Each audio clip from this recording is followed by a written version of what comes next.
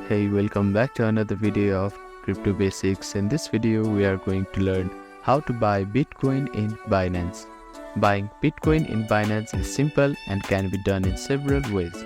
Here's step-by-step guide. First of all, open up your preferred web browser and head over to Binance.com. Make sure that you are logged in to your account. From the home page, click on Buy Crypto tab on the top menu. After that, choose the Bitcoin as the cryptocurrency you want to buy.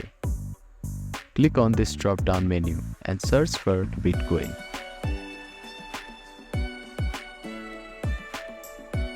Now, enter the amount you want to spend on your local currency.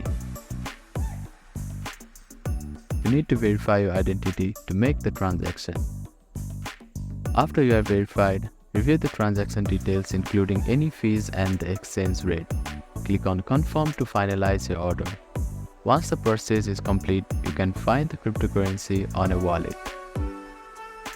Once completed, you will have Bitcoin in your Binance account that you can hold, trade or withdraw. So that is how you can buy Bitcoin on Binance. Thank you for watching this video. Please do not forget to like, share and subscribe to our channel and comment down if you have any queries.